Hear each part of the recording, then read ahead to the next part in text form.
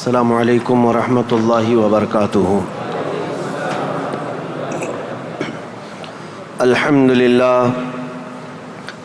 للہ الحنان المنان الذي خلق الانسان وعلمه البیان والصلاة والسلام على رسوله سید الانس والجان وعلى آلہ واصحابہ ذوی الخیر والاحسان، اما بعد فاعوذ باللہ من الشیطان الرجیم، بسم اللہ الرحمن الرحیم۔ ان الدین عند اللہ الاسلام، صدق اللہ مولانا العظیم۔ بارگاہ رسالت مآب صلی اللہ علیہ وسلم میں درود پاک کا ہدیہ پیش کریں۔ اللہم صلی علی سیدنا و مولانا محمد معدن الجود والکرم وآلہ واصحابہ الکرام وابنہ الکریم وبارک وسلم صلاۃ دائمۃ سرمدا ابدا۔ ایک عرب نے آدمی کا بول بالا کر دیا، خاک کے ذروں کو ہمدوش ثریا کر دیا۔ خود نہ تھے جو راہ پر اوروں کے ہادی بن گئے، کیا نظر تھی جس نے مردوں کو مسیحا کر دیا۔ آج سے میرے عزیزو ہمیں تاریخ اسلام سننی ہے۔ اسلام کی نشو و نما اور اس کی ترویج و اشاعت اس دن سے ہی شروع ہو چکی ہے جس دن سب سے پہلے انسان آدم علیہ السلام نے اس روئے زمین پر قدم رکھا ہے۔ لیکن آج کے دور میں ہم اسلام نام سے جس دین کو جانتے اور پہچانتے ہیں وہ میرے آقا صلی اللہ تعالیٰ علیہ وسلم کی شریعت طاہرہ ہے۔ اسلام کی تاریخ سننے سے پہلے ہمیں تھوڑا پیچھے کے تمام حالات بھی جاننا ضروری ہے، کیونکہ اسلام کی ترویج و اشاعت اور اس کی تبلیغ کے لیے جو زمین منتخب کیا اللہ رب العزت نے وہ عرب کی زمین ہے۔ عرب دنیا کے جغرافیہ میں کیا حیثیت رکھتا ہے، اس کی سچویشن جو ہے وہ کتنی امپورٹنٹ ہے وہ سمجھنا ضروری ہے۔ تو سنگلاخ زمین ہے، صحرا، پانی کی قلت، یہ تمام چیزیں عرب میں موجود ہیں، لیکن اسلام کی ترویج و اشاعت کے لیے اس زمین کو منتخب کیا گیا ہے۔ پہلی بات تو اگر میں اس تاریخ کی ابتدا کے لیے کہوں تو ظاہر سی بات ہے، کل ہم نے عرض کیا اسلام آدم علیہ السلام سے چلا، لیکن عرب کی سرزمین پر یہ دین ابراہیمی کے نام سے آیا۔ سب سے پہلے سیدنا ابراہیم خلیل اللہ علیہ الصلاۃ والتسلیم، اس وقت اللہ تبارک و تعالیٰ نے آپ کو مبعوث فرمایا جب دنیا میں کفر و شرک اور گمراہی و ضلالت پھیل چکی تھی، لوگوں میں کثرت سے اپنی عبادت کروانے کا رواج ہو چکا تھا۔ جیسے کہ نمرود کا زمانہ تھا، وہ طاقت و قوت کے بل بوتے اپنی عبادت کرنے پر لوگوں کو مجبور کرتا۔ اس دور میں سیدنا ابراہیم علیہ السلام تشریف لائے عراق بابل کے شہر میں، عراق کا ایک شہر بابل میں، اور وہاں سے آپ نے نور ہدایت کو منور کیا، ایک خدائے واحد کی عبادت کی طرف لوگوں کو بلایا۔ آپ کی آبادی دشمن ہوئی، خاندان دشمن ہوا، بادشاہ دشمن ہوا، بدلے میں آپ کو آگ میں جھونک دیا گیا۔ آپ وہاں سے نکل کر مصر چلے گئے۔ مصر کی سرزمین کو آپ نے اپنا جائے قیام بنایا، وہیں پر رہنے لگے۔ آپ کی شادی حضرت سارہ سے ہوئی، اولاد نہیں تھی برسوں تک۔ پھر حضرت ابراہیم علیہ الصلاۃ والتسلیم کی مخالفت میں بہت سارے لوگ تھے، حکمران تھے، بادشاہ تھے۔ ایک وقت ایسا آیا کہ مصر کا ایک بادشاہ جو آپ کی مخالفت میں بہت زیادہ آگے تھا، لیکن اللہ تعالیٰ نے اس کے سینے کو نور ہدایت سے روشن کیا، پھر وہ آپ کی عزت و تکریم کیا۔ پھر اس بادشاہ نے اپنی بیٹی ہاجرہ کو ابراہیم علیہ السلام کے ساتھ بیاہ کر دیا۔ شروع سے میں تاریخ میں چل رہا ہوں، سب کو ذہن حاضر رکھنا ضروری ہے کہ حضرت ابراہیم علیہ السلام کو حضرت ہاجرہ دوسرے نکاح میں آئیں، یہ بادشاہ کی بیٹی تھیں، اور ہوا یہ کہ دو بیویاں ایک گھر میں رہیں، معاملات الگ ہو جاتے ہیں۔ تو جب معاملات بدلنے لگ گئے تو حضرت ہاجرہ کے گھر میں ایک بیٹا پیدا ہوا جو حضرت اسماعیل علیہ السلام ہے. تو حضرت ابراہیم علیہ السلام کو حکم الہی ہوا کہ اس ماں اور بیٹے کو الگ رکھا جائے اور پہلی بیوی کو الگ رکھا جائے. تو ابراہیم علیہ السلام حضرت سارہ کو مصر میں ہی چھوڑ دیے اور حضرت ہاجرہ اور حضرت اسماعیل علیہ السلام کو لے کر عرب کی سرزمین میں داخل ہوئے. یہاں سے عرب کی تاریخ شروع ہوتی ہے. عرب کی سرزمین کو آباد کرنے والے پہلے انسان ابراہیم علیہ السلام ہیں. عرب میں بھی ساری زمین کا انتخاب نہیں. عرب کا جو مرکزی علاقہ تھا وہ مکہ مکرمہ تھا. مکہ مکرمہ اور خانہ کعبہ جو آج جہاں پر ہے وہ دنیا کے مرکز میں واقع ہے, سینٹر میں واقع ہے. ابراہیم علیہ السلام وہاں تشریف لائے. اس وقت کوئی آبادی نہیں تھی, کسی کا گھر نہیں تھا, کوئی مکان نہیں. خانہ کعبہ پرانی شکل میں جو فرشتوں کا بنایا ہوا, آدم علیہ السلام کا بنایا ہوا, نوح علیہ السلام کا بنایا ہوا مٹی کی شکل میں موجود تھا. ابراہیم علیہ السلام وہاں پر اپنی بیوی اور اپنے بیٹے کو ایک چھوٹا سا گھر بنا کر دے دیتے ہیں, بغیر چھت کا مکان تھا. پھر اس کے بعد وہ وہاں سے چلے گئے, پھر دوبارہ آتے رہے جاتے رہے. اسماعیل علیہ السلام کی عمر جب سن بلوغت کو پہنچی تو ابراہیم علیہ السلام کو حکم ہوا کہ اس خانہ کعبہ کی تعمیر کی جائے. تو ابراہیم علیہ السلام نے اپنے بیٹے حضرت اسماعیل علیہ السلام کے ساتھ مل کر کے خانہ کعبہ کی تعمیر کی. آپ کو بانی کعبہ بھی کہا جاتا ہے. دو ہی باپ اور بیٹے نے مل کر پورے خانہ کعبہ کی تعمیر کی. اس کی دیواریں اونچی کی, جس کا ذکر قرآن پاک میں بھی موجود ہے.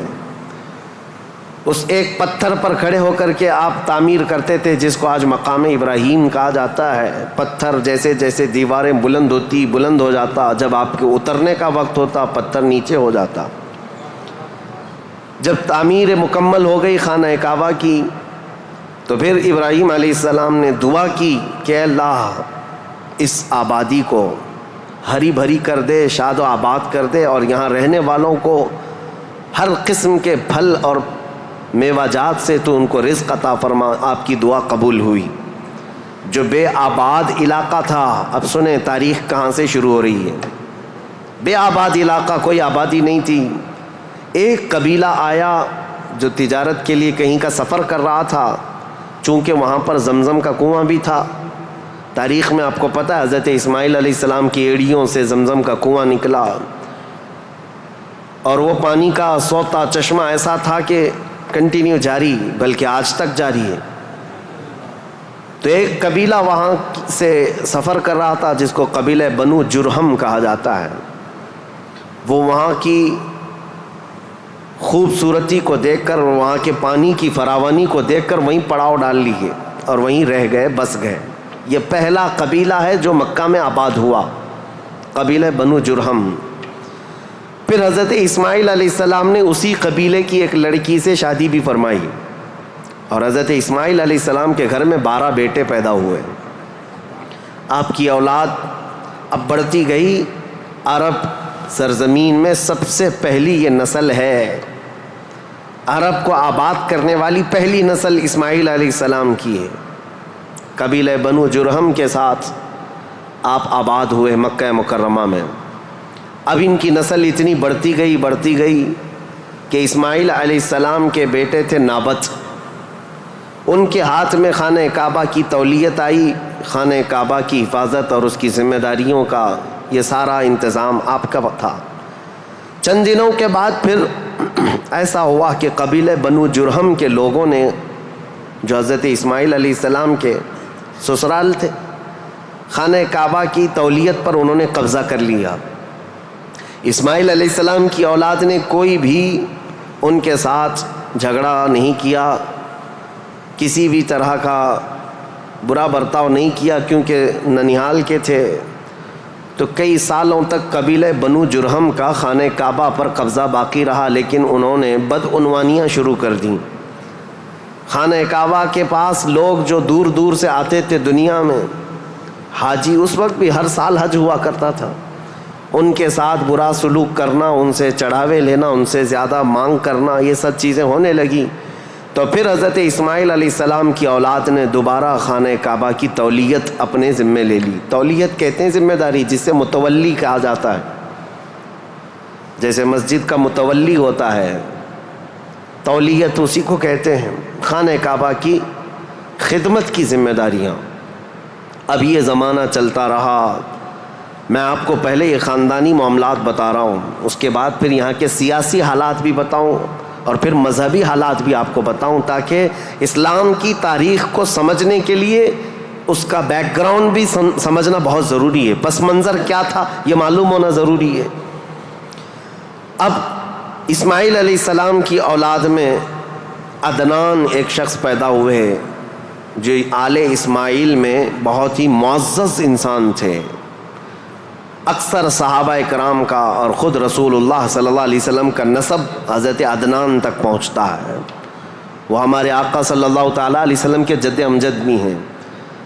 عدنان نے مکہ مکرمہ کی ذمہ داریاں سنبھالی اور اس کے بعد اب آبادی اتنی بڑھ گئی کہ ان لوگوں کو تجارت کے لیے اور اپنے معیشت کے لیے، اپنے معاش کے لیے دور دور جانا پڑا، مکہ چھوڑ کر کے باہر جانا پڑا، آبادی بڑھتی چلی گئی مکہ مکرمہ کی۔ اور اس کے بعد زمانے کے صبح شام گردش لیل و نہار جس کو کہتے ہیں، آتے گئے ایسے کہ آل اسماعیل علیہ السلام کی اولاد کا قبضہ یا ان کی خدمت کا معاملہ خانہ کعبہ پر ڈھیلا پڑتا چلا گیا۔ پھر کوئی دوسرا قبیلہ آیا، بنو خزاعہ، انہوں نے خانہ کعبہ کی تولیت اپنے حصے میں لے لی۔ اب جو اصل تاریخ شروع ہوتی ہے وہ میں بتانا آ رہا ہوں۔ تو برسوں برس اسی طرح سے گزرتے گئے اور پھر ایک شخص پیدا ہوئے جن کا نام فہر تھا۔ یہ اسماعیل علیہ السلام کے اولاد میں فہر نام ہے۔ فہر کا ایک لقب تھا قریش، اور یہیں سے قریش خاندان کی ابتدا ہوتی ہے۔ قریش ان کا لقب تھا اور اصل نام تھا فہر بن غالب۔ تو حضرت فہر جو رسول اللہ صلی اللہ علیہ وسلم کے پردادا ہوتے ہیں، یہ پیدا ہوئے اور ان کی اولاد ہوئی، اور اس کے بعد اب قریش خاندان کی ابتدا ہوئی، لیکن جگہ جگہ یہ لوگ منتشر ہو گئے، کچھ مکہ میں رہے، کچھ باہر رہے، لیکن خانہ کعبہ کی تولیت کی اور وہاں کا سارا قبضہ جو ہے بنو خزاعہ قبیلے کے ہاتھ میں تھا۔ پھر زمانہ بدلتا ہوا یہاں تک پہنچا کہ اسماعیل علیہ السلام کی اولاد میں یعنی قریش خاندان میں ایک شخص پیدا ہوئے جن کا نام قصی تھا۔ یہ تاریخ کے بہت اہم آدمی ہیں، بہت اہم ترین شخصیت ہے قصی۔ ساری سیاست عرب کی وہیں جا کر ختم ہوتی ہے۔ قصی ایک کلاب کے بیٹے تھے، لیکن ایسا ہوا کہ باپ کا انتقال جلدی ہو گیا۔ قصی جو ہے بنو عزرہ قبیلے میں ہی پرورش پائے اپنے ننیال میں۔ جوان ہوئے تو آپ کو بتایا گیا کہ تمہارا خاندان تو اسماعیل علیہ السلام کا خاندان ہے اور خانہ کعبہ کے وہ ذمہ دار رہے ہیں، متولی رہے ہیں۔ تو وہ اپنے ننیال کو چھوڑ کر کے جب مکہ آئے تو قصی یہ جوان تھے، بھرے جوان تھے۔ آتے ساتھ ان کے اندر وہ ہنر تھا، پیشانی میں وہ چمک تھی کہ جو دیکھتا دیکھتا رہ جاتا۔ ظاہر سی بات ہے وہ چمک کسی اور کی نہیں تھی، وہ نور مصطفیٰ کی تھی۔ قصی نے آتے ساتھ ہی لوگوں کو اپنی طرف مائل کر لیا، لوگ جوق در جوق قصی کے گرویدہ ہو گئے۔ پھر قصی نے سارے قریش کو جو ادھر ادھر منتشر تھے سب کو مکہ میں جمع کر دیا، اور بنو خزاعہ قبیلے کے ہاتھ میں جو خانہ کعبہ کی تولیت تھی اس کو حاصل کر لیا۔ اب دوبارہ حاصل کرنے کے بعد اب تک مکہ مکرمہ میں یا خانہ کعبہ کی خدمت اور حرم میں جو معاملات چلتے تھے وہ یوں ہی چلتے تھے۔ جو ذمہ دار ہے اس نے جو دیکھ لیا وہ کر لیا، لیکن قصی نے باضابطہ ڈپارٹمنٹ بنائے، شعبے بنائے، حکومت کا اسٹیبلشمنٹ جس کا طرح ہوتا ہے پورا انہوں نے بنایا۔ انہوں نے ذمہ داریاں بانٹیں، سقایا، رفادہ، سدانہ، یہ سب نام رکھے گئے ہیں۔ یعنی انہوں نے شعبے ایسے بانٹ دیے، ڈپارٹمنٹ تبدیل کر دیے گئے کہ یعنی کئی قبیلوں کو جمع کیا مکہ میں اور کہا جب کبھی کہیں جانے کی ذمہ داری ہوگی، جھنڈا اٹھانے کی ذمہ داری، وہ ایک بہت اہم ذمہ داری ہوتی تھی، وہ ایک قبیلے کو سونپ دیا۔ اور ہر سال جو حاجی آتے ہیں مینا میں ان کو پانی پلانا اور کھانا کھلانا، اس کو سقایا کہا جاتا تھا، وہ ایک قبیلے کی ذمہ داری دے دی گئی، سقایا، یہ ڈپارٹمنٹ پوری منسٹری ہو گئی۔ اور اس کے بعد رفادہ، یہ ایک ذمہ داری ہے جو حاجی آیا کرتے ان کو پیسوں کی ضرورت ہوتی، کہیں دور دراز سے سفر سے آئے ہوتے ان کی مالی مدد کی ضرورت ہوتی، وہ ایک خاندان کے ہاتھ میں دے دیا گیا۔ یہ رفادہ ایک منسٹری کا نام ہے، وہ اس منسٹری کے ذمہ دار ایک قبیلے کو بنایا۔ پھر اس کے بعد سدانہ، خانہ کعبہ کی حفاظت، اس کے غلاف کو تبدیل کرنا، اس کی چابی کی ذمہ داری، اس کو کھولنا بند کرنا، اس کی صفائی کرنا، وہ بھی ایک قبیلے کے ذمے میں دے دیا۔ وہ باضابطہ ایک منسٹری بنائی گئی، ایک وزارت تھی، اور اس کے علاوہ تقریباً انہوں نے 26 منسٹریاں بنائی تھیں، شعبے بنائے تھے۔ کون؟ حضرت قصی۔ یہ دنیا میں سب سے پہلے اس طرح شعبے جات کو تقسیم کر کے، جیسے ایک جمہوری نظام ہوتا ہے، ایک ڈیموکریسی نظام ہوتا ہے، اس طرح سے آپ نے بنایا۔ اور حضرت قصی کی یہ مہارت تھی کہ پورے عرب میں آپ کا، بلکہ ہر جگہ آپ کا چرچا ہونے لگا۔ اور حضرت قصی نے اس چیز کو اتنے اونچے لیول تک لے جا کر وہاں مکہ مکرمہ کو پوری دنیا میں متعارف کیا کہ لوگ یہاں کی خدمتیں دیکھنے کے لیے آیا کرتے تھے۔ ہر قبیلے کو الگ ذمہ داریاں تھیں۔ یہ تاریخ ہے۔ اس کے بعد قصی جلدی ہی انتقال کر گئے، حالانکہ ان کو زیادہ وقت نہیں ملا، ان کا زیادہ وقت نہیں تھا۔ ان کی شادی ہوئی، شادی ہونے کے بعد ان کے گھر جو بیٹے پیدا ہوئے ہیں وہ 2 بیٹے تھے، ایک عبد الدار اور ایک عبد مناف۔ قصی نے اپنی ساری ذمہ داریاں، اپنی جانشینی عبد مناف کو دے دیا۔ عبد مناف یہ بہت ہی پاکیزہ اخلاق کے انسان تھے اور لوگوں میں بہت ہی معزز تھے، مکرم تھے۔ عبد مناف کے ذمے میں جو کام آئے تھے وہ جس طرح ان کے باپ قصی نے بانٹے تھے۔ اس کے بعد عبد مناف کے بیٹے پیدا ہوئے جو عرب قبیلوں میں نہیں، قریش خاندان میں سب سے افضل انسان سمجھے جاتے تھے، وہ حضرت ہاشم ہیں۔ ہاشم، ان کا لقب ہاشم اس لیے تھا کہ یہ اتنے فیاض تھے، اتنے سخی تھے کہ اپنا مال کا اکثر حصہ پورا حاجیوں کو کھلانے میں تقسیم کرتے تھے۔ ایک بار عرب میں قحط پڑ گیا تھا، لوگ بھوکے تھے اور لوگوں کے پاس مال و دولت کی کمی بہت زیادہ آ گئی، تو حضرت ہاشم نے سال بھر روٹیوں کے ٹکڑے کر کے ان کو شوربے میں ڈبو کر لوگوں کو پیٹ بھر کر کھلاتے تھے، اسی لیے آپ کا لقب ہاشم ہوا۔ ہاشم اس ذمہ داری کو اس طرح سے سنبھالتے ہیں کہ خانہ کعبہ کی تولیت وغیرہ عبد الدار کے پاس تھی۔ سقایا، رفادہ، جس کو میں ابھی نام دے کر کے جو منسٹریاں بتایا کہ یہ الگ الگ قبیلوں کے ذمے تھی، تو عبد الدار جو ایک ان کے پردادا کے ہی خاندان میں لوگ تھے، انہوں نے بدعنوانیاں شروع کی تھیں، ٹیکس لگایا، حاجیوں سے پیسہ لیا، یہ تمام چیزیں ہونے کی وجہ سے حضرت ہاشم نے وہ ذمہ داریاں بھی اپنے ہاتھ میں لے لیں۔ اب قریش خاندان میں حضرت ہاشم کے پاس جو ذمہ داریاں تھیں وہ یہ تھیں کہ آپ رفادہ یعنی حاجیوں کو مالی مدد دینے کے بھی آپ ہی ذمہ دار تھے، سقایا مینا میں حاجیوں کو پانی پلانے کے ذمہ دار بھی آپ ہی تھے، اور سدانہ خانہ کعبہ کی چابی اور کلید بردار جو کہتے ہیں وہ بھی ذمہ داریاں آپ نے لے لی تھی۔ اتنا ہی نہیں، ندوہ ایک وہاں کی ایسی بیٹھک کا نام ہے جو عدالت بھی ہے، پارلیمنٹ بھی ہے، مشورے کی جگہ ہے، جہاں سب کے فیصلے کیے جاتے تھے، وہ بھی حضرت ہاشم کے ذمے میں تھی۔ حضرت ہاشم، ان کا بھی معاملہ ایسا ہوا کہ انہوں نے شادی فرمائی اور ان کے ہاں ایک ہی بیٹا پیدا ہوا جن کا نام شیبہ تھا۔ حضرت ہاشم کے گھر ایک بیٹا پیدا ہوا شیبہ، اور اس کے بعد حضرت ہاشم کا انتقال ہو گیا۔ شیبہ بچپن میں ہی اپنے باپ سے محروم ہوئے، اور ان کے چچا تھے مطلب جن کا نام تھا، ہاشم کے بھائی، سگے بھائی تھے۔ مطلب نے یہ شیبہ کو گود لے لیا اور پرورش کی، اور اتنی اچھی پرورش کی کہ لوگ جو ہے شیبہ کو ان کے اصلی نام کی بجائے مطلب کا غلام یا مطلب کا بیٹا کہتے ہوئے عبد المطلب ہی کہنے لگ گئے۔ یہ عبد المطلب میرے آقا صلی اللہ تعالیٰ علیہ وسلم کے سگے دادا ہیں، عبد المطلب، ان کا اصل نام شیبہ ہے۔ اب یہ خانہ کعبہ کی تولیت کی ذمہ داری سب سے لمبے عرصے تک سنبھالنے والے یہی ہیں، کافی لمبا ٹائم ان کو ملا۔ عبد المطلب کے زمانے میں ہی وہ اصحاب فیل کا واقعہ پیش آیا جو ابرہہ بادشاہ خانہ کعبہ کو ڈھانے آیا تھا، یہ حضرت عبد المطلب کے زمانے میں پیش آیا۔ حضرت عبد المطلب کے بھی تقریباً کافی اولاد ہوئیں، بیٹے ہوئے 12 کے قریب ان کی بھی اولاد ہوئیں. آپ نے ایک منت مانی تھی کہ اگر میں اپنے سارے بچوں کو جوانی کے حالت میں دیکھ لوں تو ان میں سے ایک بیٹا اللہ کی راہ میں قربان کر دوں گا. جب سارے بچے آپ کے جوان ہو گئے تو حضرت عبد المطلب خانہ کعبہ کے پاس گئے اور اس کے بعد آپ نے قرعہ اندازی کی اپنے بیٹوں کے نام نکال کر کے کہ کس بیٹے کا نام نکلے گا جس کو قربان کیا جائے. تو آپ نے جب قرعہ اندازی کی تو آپ کے چھوٹے بیٹے حضرت عبداللہ کا نام نکلا. قربانی کے لیے حضرت عبداللہ کا نام نکلا. حضرت عبد المطلب کے وہ سب سے زیادہ محبوب تھے، نور نظر تھے. آپ نے سارے لوگوں سے مخاطب ہو کر کے کہا کہ اس مسئلے کو کیسے حل کریں.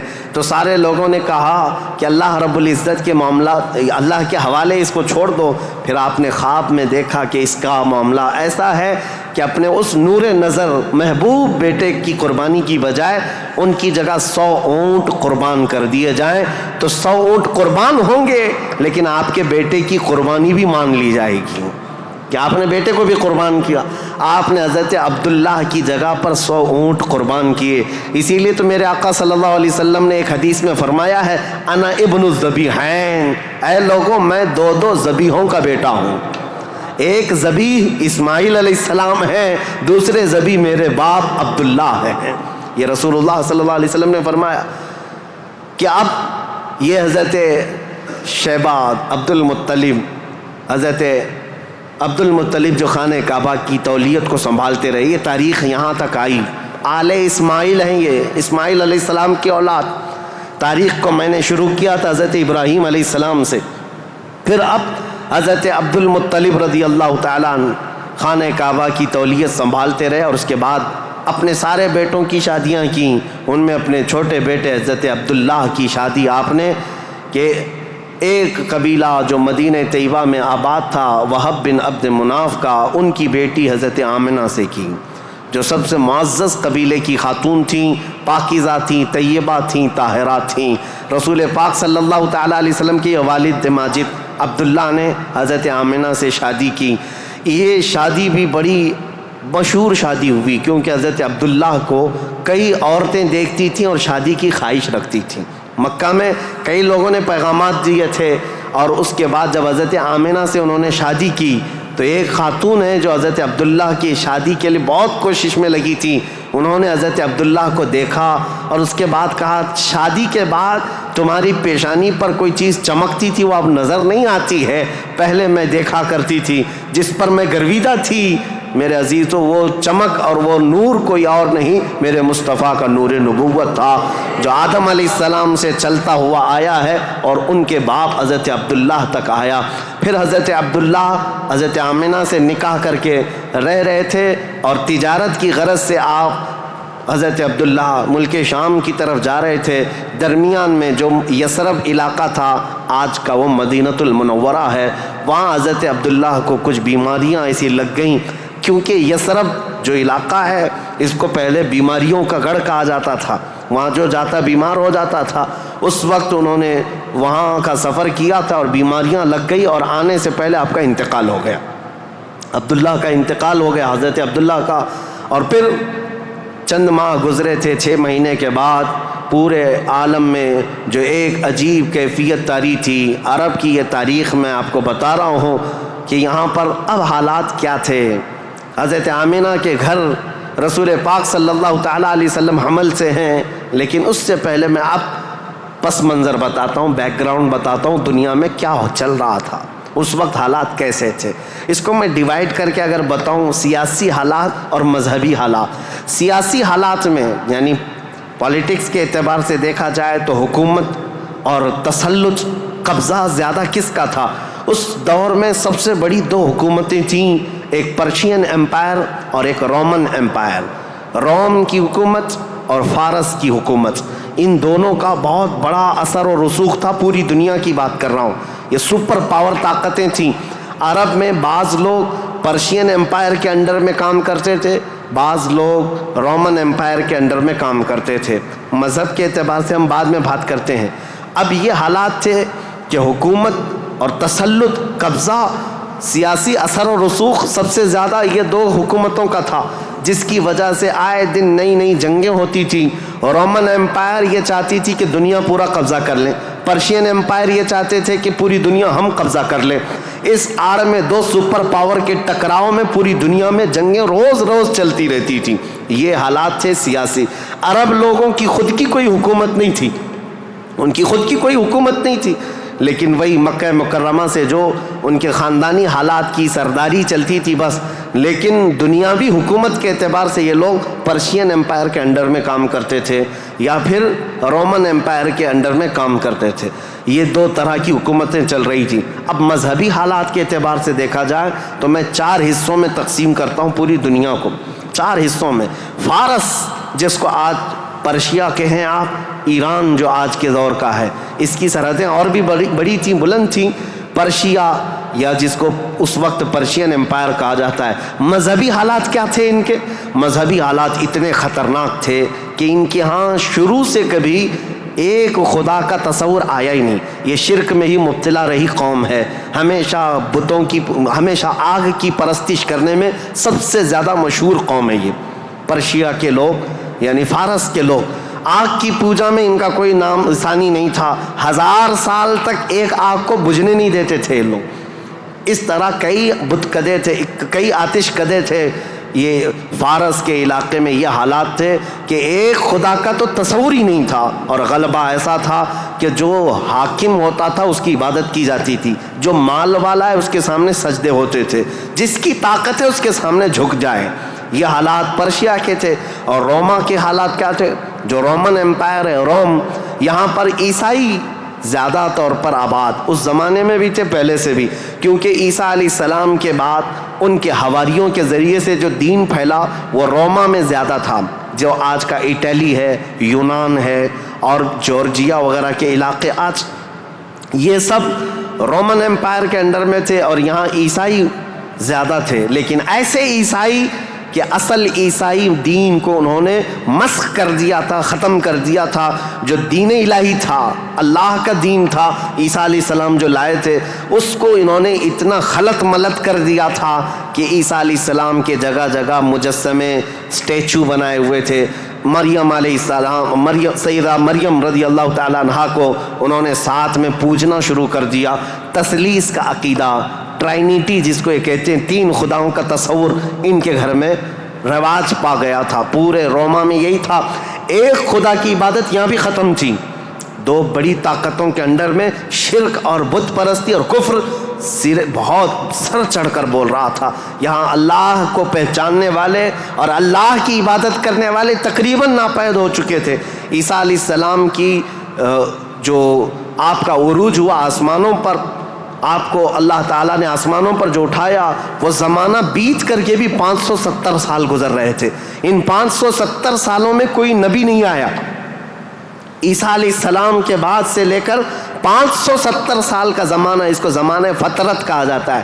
زمانہ فترت 2 نبیوں کے بیچ کے زمانے کو کہتے ہیں. اس بیچ میں کوئی نبی نہیں آیا, جس کی وجہ سے حالات اتنے گمبھیر تھے. پرشیا کے حالات میں نے بتایا, جگہ جگہ آگ کی پوجا, آگ کی پوجا, آگ کو ہی طاقتور مانا جاتا. اور روما میں تھا, عیسائی تو تھے لیکن ایسے کہ ٹرائنیٹی کا عقیدہ, مریم بھی خدا ہیں, عیسیٰ بھی خدا ہیں اور وہ بھی خدا ہے.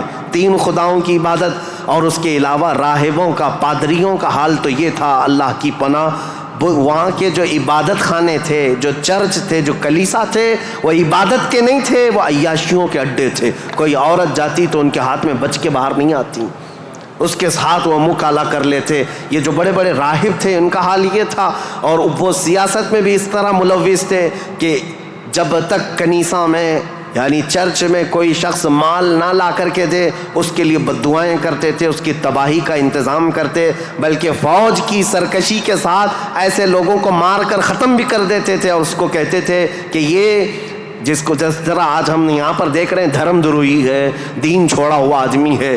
یہ عیسائیوں کا تسلط ایسا تھا, ان کا قبضہ ایسا تھا, پادریوں کا عیاشی کے اڈے بنا دیے گئے تھے. جتنے وہ عبادت خانے تھے, جتنے عبادت خانے تھے وہ عیاشیوں کے اڈے بنے ہوئے تھے. اور ان کے ہاں یہ سب چیزیں عام. جو اخلاق دینے آئے تھے, جو اچھا مزاج دینے آئے تھے, وہی ان کے علماء, ان کے راہب پورے ایسے تسلط کے ساتھ گندگیاں پھیلا چکے تھے. یہ روما کے حالات تھے, پرشیا کے حالات وہ تھے. اب دنیا میں تیسرا ایک بڑا طبقہ جو اپنا اثر رکھتا تھا, اپنا رسوخ رکھتا تھا, وہ ہندوستان کا تھا. ہندوستان جس کو ہم اکھنڈ بھارت کہیں, یہ ہندوستان, اس کی سیمائیں, اس کی سرحدیں اتنی نہیں تھی جو آج کشمیر سے کنیا کماری تک یا گجرات سے لے کر کے بنگال کی کھاڑیوں تک ہے, بلکہ اس کی سیمائیں ایران کی سرحدوں تک پہنچتی تھی. افغان, پاکستان, بنگلہ دیش, نیپال جو آج ایک الگ الگ ریاستوں میں, الگ الگ ملکوں میں تبدیل ہیں, یہ سب ہندوستان کے علاقے ہوا کرتے تھے. ہند اس وقت کے حالات کیا تھے ہندوستان کے, میں اس وقت کی بات کر رہا ہوں. عیسیٰ علیہ السلام کے عروج آسمانی کے 570 سال کے بعد ہندوستان کے حالات بڑے دیگرگوں تھے, کیونکہ یہاں پر بھی شروع سے بت پرستی بہت زیادہ تھی.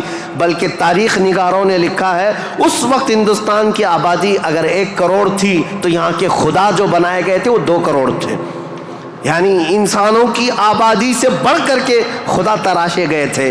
ہر قبیلے کا نہیں, ہر خاندان کا نہیں, بلکہ ہر انسان کا 2 خدا, 3 خدا, 4 خدا, جس کی جیسی حیثیت ویسے خدا بنائے ہوئے تھے.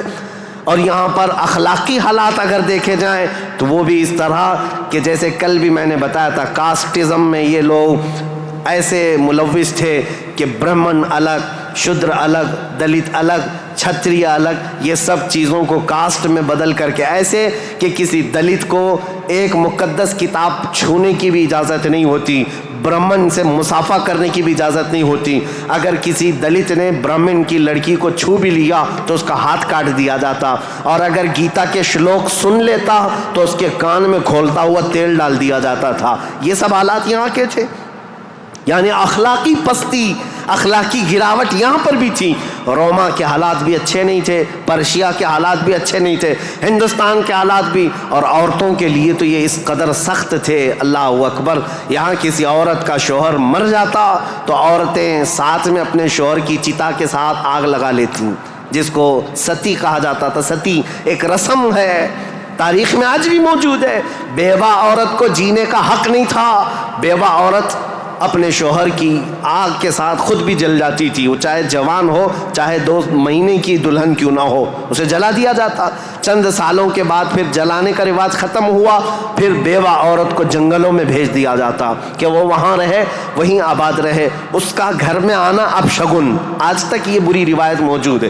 جاہلوں کے آج بھی پائی جاتی ہے, غیر مسلموں کے ہاں کہ اگر کوئی بیوہ عورت اچھے تقریبات میں شامل نہیں ہو سکتی, اچھے فنکشنز میں نہیں آ سکتی, کھانے پکانے کے وقت نہ آ جائے, یہ آپ شگن ہو جائے. عورت اگر حیض اور نفاس کے عالم میں ہو تو اس وقت تو اس کے ساتھ جانوروں سے بدتر سلوک ہوتا. اس کا گلاس الگ, اس کا برتن الگ, اس کا کھان پان الگ, بلکہ جانوروں کا جس طرح سے الگ رکھا جاتا تھا عورت کا بھی الگ رکھا جاتا تھا. عورت کو پستی کی طرف دھکیل دیا گیا تھا. یہ تاریخ یہاں کی تھی, ہند کی.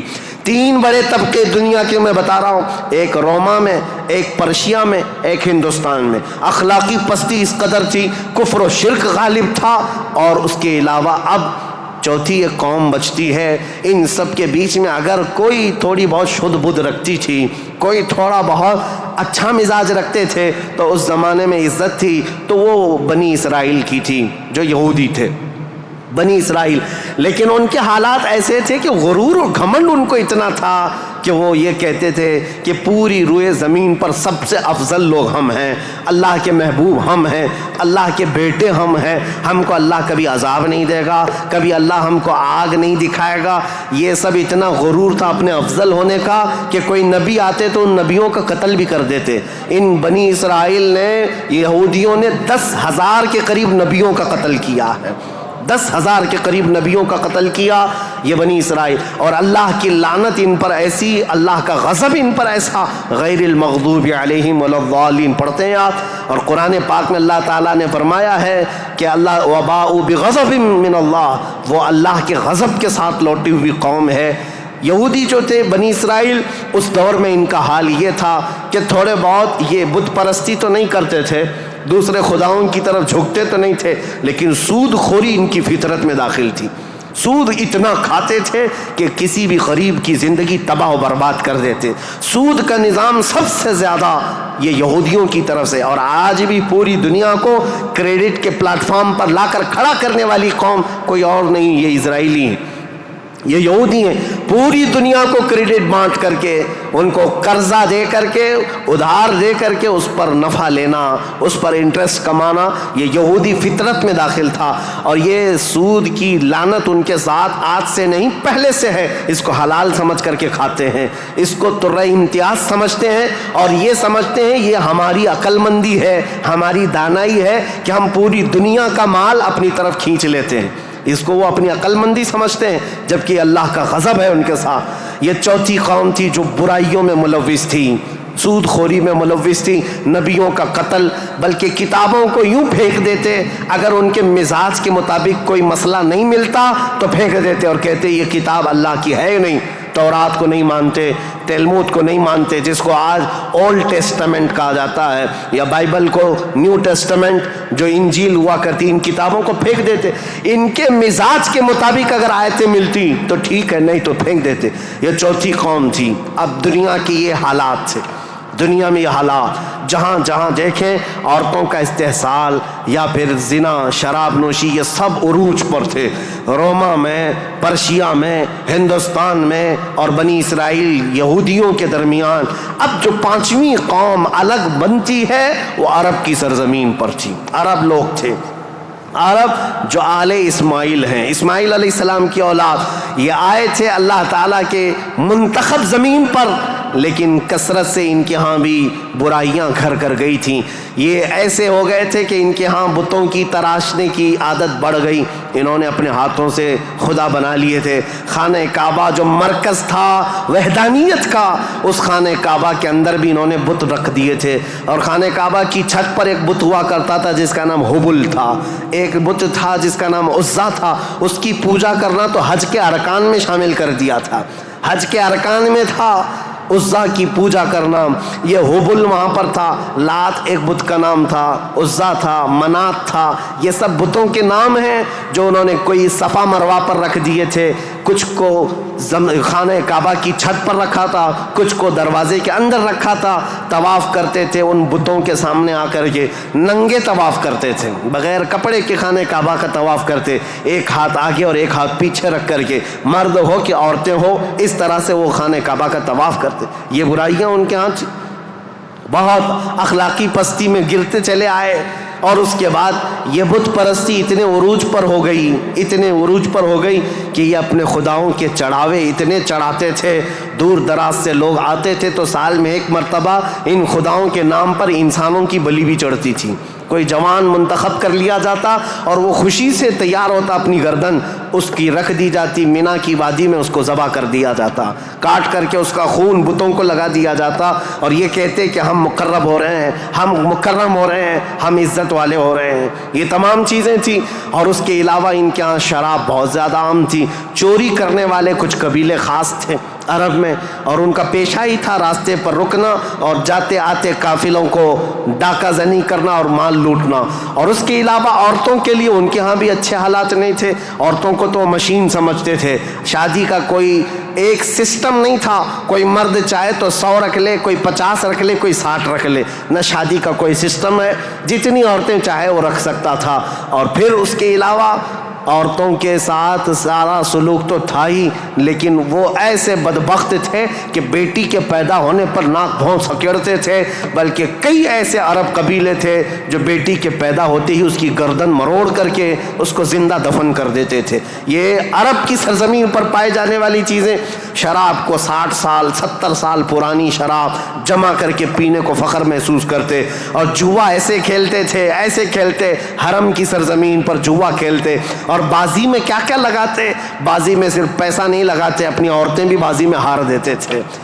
کوئی جوے میں کسی کی عورت جیت لیتا، کسی کی بیٹی جیت لیتا، کوئی کسی کی بہن جیت کر کے آتا. یہ قمار بازی، یہ جوا بازی اس قدر عام تھی. میں نے دنیا کے یہ سطحی حالات مختصر انداز میں آپ کے سامنے رکھے. سیاسی حالات میں اثر و رسوخ 2 طاقتوں کا تھا، پرشین امپائر اور رومن امپائر.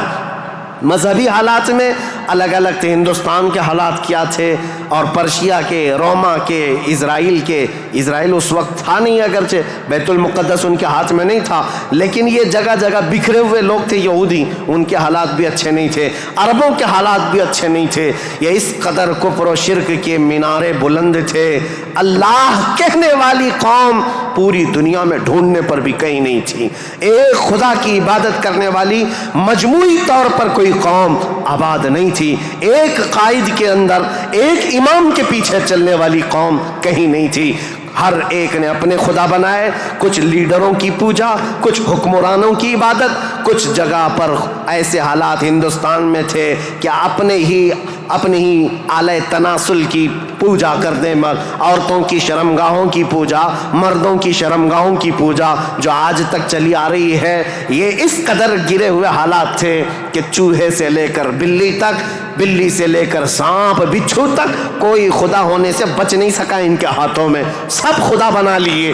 ان کثیر گمراہیوں کے حالات میں بتاؤ میرے عزیزو، مشیت ایزدی کو جلال آ ہی گیا. رب ذوالجلال کے رحمت میں جوش تلاطم آ ہی گیا.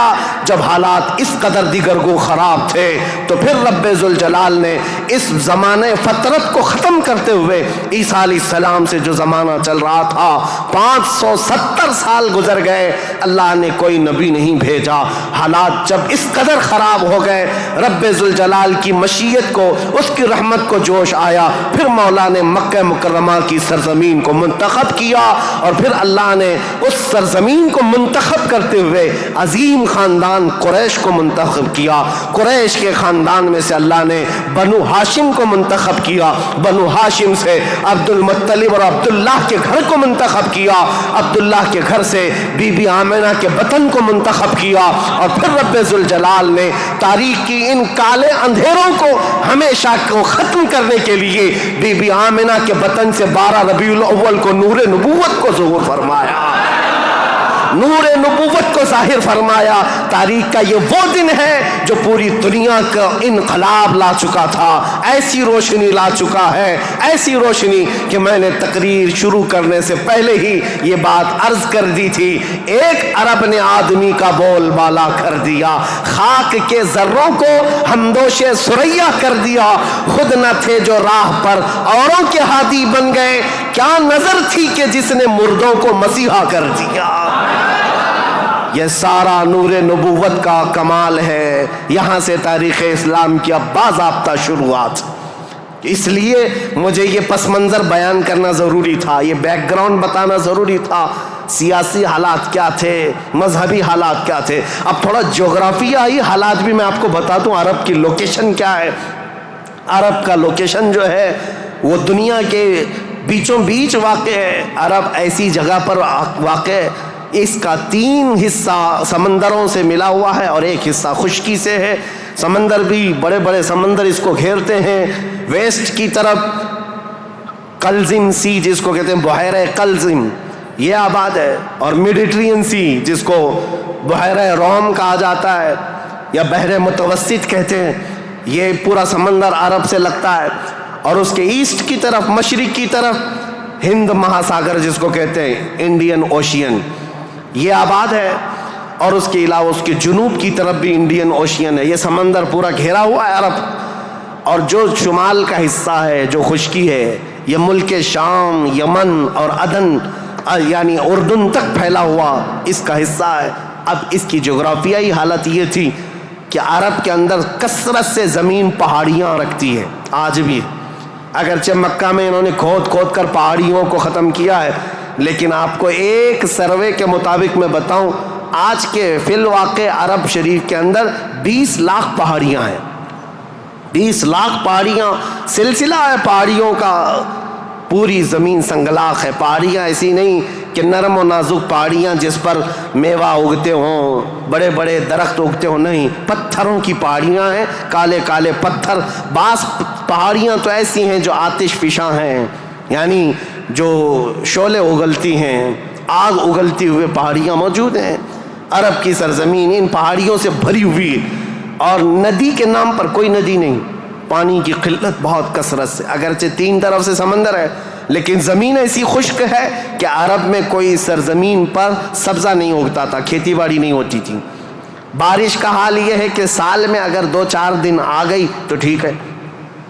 ہمارے ہاں تو باضابطہ موسم چل رہا ہے، وہاں موسم آیا ہی نہیں کرتا، کبھی بوندا باندی ہو گئی. یہ برسوں سے ہے. عرب کی سرزمین خشک ہے اور ہوا اور وہاں کی فضا کے اعتبار سے نہایت ہی گرم مانی جاتی ہے. آج اس سال ہم لوگوں نے حج کی سعادت جو حاصل کی، عرفات کے میدان میں 48 ڈگری چل رہی تھی گرمی. 48 ڈگری کی گرمی میں حاجیوں نے حج ادا کیا ہے. ہمارے یہاں 37 ڈگری 38 ڈگری آ جائے تو ہا ہو کرتے ہیں اور ہم باہر نکلنے کو پسند نہیں کرتے. وہاں 48 ڈگری میں بغیر چھت کے حجاج کرام حج کرتے رہے. اسی لیے عربوں کی سرزمین جو ہے نہایت گرم مانی گئی ہے. سرزمین پتھریلی اور زمین سوکھی، سبزہ نہیں اگاتی، بارش نہیں آتی، اوپر سے گرمی اتنی پھینکتا ہے سورج، چلچلاتی ہوئی دھوپ. اس فضا کا اثر طبیعت پر ہوتا ہے. آپ یہ سوچ رہے ہوں گے کہ یہ ویدر بتانے کی ضرورت آج کیا ہے؟ ضرورت ہے. موسم کے اعتبار سے انسانوں کی طبیعت میں فرق آتا ہے. جیسا موسم ہوتا ہے انسانوں کی طبیعت میں اثر پیدا ہوتا ہے. زمین کا بھی اثر ہوتا ہے، مٹی کا اثر ہوتا ہے، موسم کا اثر ہوتا ہے. عرب میں کثرت سے پہاڑیاں، سخت قسم کے پتھر، آج کی ہائی ٹیکنالوجی کے بڑے بڑے بلڈوزر لگ جاتے ہیں، مہینوں تک کھودتے ہیں تو تھوڑا بہت حصہ بھی کٹ نہیں پاتا. ہم تو تقریباً 10 سال سے ایک پہاڑ کو کھودتے ہوئے دیکھ رہے ہیں، ابھی بھی عرب میں وہ کھود ہی رہے ہیں بلڈوزر. جبکہ ان لوگوں کے ہاں ٹیکنالوجی ہمارے ہاں کی طرح کی نہیں ہے. روڈ بنانا ہے تو رات کے وقت آپ گزر رہے ہوں 1 کلومیٹر روڈ، صبح فجر میں دیکھیں تو تیار رہتا ہے، اتنے فاسٹ. لیکن پہاڑیوں کو کھودنے کے لیے آج کے ہائی ٹیکنالوجی کے دور میں بھی وہ پہاڑیوں کو ہلا نہیں پاتے. سخت قسم کے پتھر، زمین سبزہ نہیں اگاتی، بارش نہیں آتی، موسم برساتا نہیں، سورج جھلسا دینے والی گرمی پھینکتا ہے. یہ سب کا اثر طبیعتوں پر بھی ہوتا ہے. اس کی وجہ سے عربوں کی طبیعت میں خشکیاں، چڑچڑاہٹ، ضدی پن، تکبر، غرور، یہ سب چیزیں تھیں. عرب جلدی کسی چیز کو ایکسیپٹ نہیں کرتے. اور اب میں آپ کو یہ بھی بتا دوں کہ عرب کو عرب کہتے کس لیے تھے. عرب یہ نام کیوں پڑا تھا اس کا؟ یہ انسانوں کی طبیعت کے حساب سے میل کھاتا ہے، اس لیے میں عرض کر رہا ہوں عرب نام کیوں رکھا گیا. عرب کس کو کہتے ہیں؟ لفظ عرب، عین را با، یہ عربی میں لفظ جو ہے اس کا میننگ ہوتا ہے اچھی زبان رکھنے والا، فصیح اللسان جو آدمی ہے عرب کہتے ہیں اس کو. یہ عرب اپنے آپ پر اتنا غرور رکھتے تھے، وہ کہتے تھے کہ پوری دنیا میں اگر سب سے اچھی زبان ہے تو ہماری ہے، باقی کو عجم کہتے ہیں. عجم کا مطلب ہوتا ہے گونگا، وہ ہم سب کو گونگا کہتے ہیں. سارا عجم ہے، عرب کو چھوڑ کر کے جتنا ہے وہ سب عجم ہے.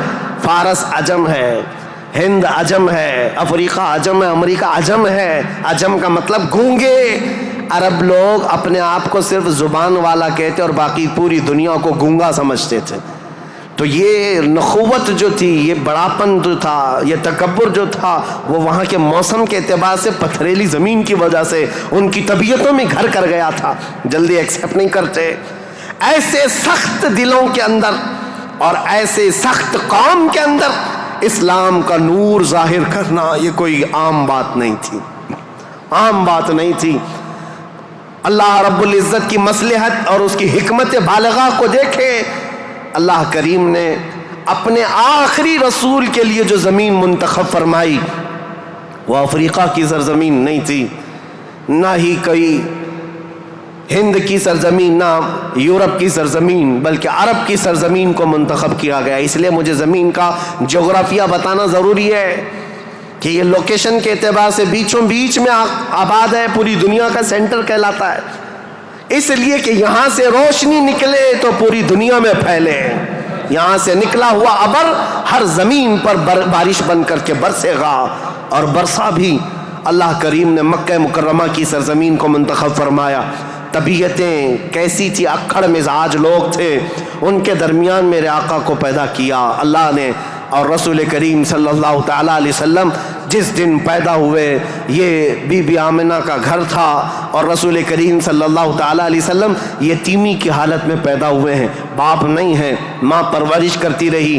عربوں کے رواج کے اعتبار سے دادا کی شفقت بہت زیادہ تھی اپنے پوتے پر، کیونکہ بیٹے عبداللہ بہت محبوب نظر تھے، بڑے پیارے تھے، لیکن جب جوانی میں انتقال کر گئے تو حضرت عبد المطلب کو اس کا بڑا صدمہ تھا کہ میرا سب سے محبوب بیٹا عبداللہ مدینے میں انتقال کر گیا، تو اپنی بہو حضرت آمنہ اپنے پوتے حضور اکرم صلی اللہ تعالیٰ علیہ وسلم کی پرورش میں جی جان لگا دیا، اتنا لگا دیا۔ آپ کو پتہ ہے میرے آقا صلی اللہ تعالیٰ علیہ وسلم کا نام پاک آج کروڑوں مسلمانوں کی آنکھوں کا تارا ہے۔ حضور کا نام جیسے ہی ہم محمد نام لیتے ہیں ہم انگوٹھوں کو چوم کر کے آنکھوں سے لگاتے ہیں۔ یہ نام پاک عام نام نہیں ہے، اس نام پاک کو بزرگان دین تو ایسے تھے کہ حضرت محمود غزنوی کا نام سنا ہے، ان کے خاص وزیر تھے ایاز، ایاز کے بیٹے کا نام تھا محمد۔ محمود جو ہے سلطان محمود اپنے وزیر کے بیٹے محمد کو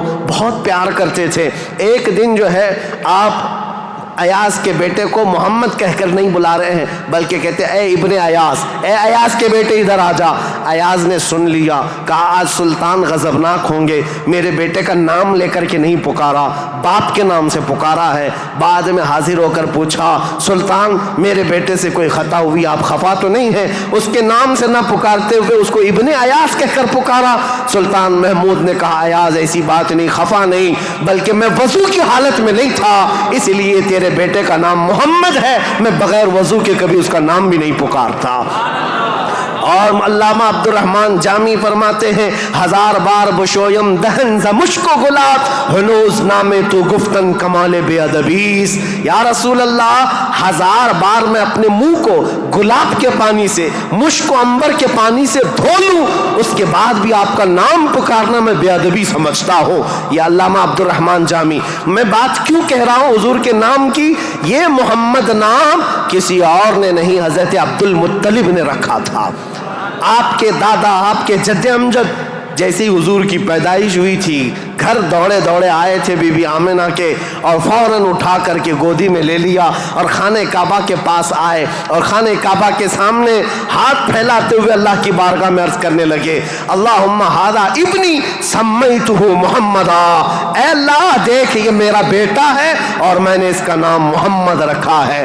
عرب کے بہت سارے لوگ وہاں موجود تھے، یہ نیا نام تھا ان کے لیے۔ عرب میں جو نام رکھے جاتے ہیں وہ باپ داداؤں کے نام پر چلتے ہیں، وہاں پر نئے نام نہیں رکھتے، خاندانوں کے اپنے خود پرسنل نام چلتے رہتے ہیں، پرٹیکولر نام ہوتے ہیں وہی نام رکھے جاتے ہیں۔ حضرت عبد المطلب نے نیا نام رکھا تھا تو عرب کے بہت سارے قبیلے آئے اور پوچھا یا عبد المطلب لم سمیتک ابنی ابنک ھذا محمدا، اے عبد المطلب آپ نے لم سمیت ھذا محمدا، کیوں آپ نے اس کا نام محمد رکھا ہے؟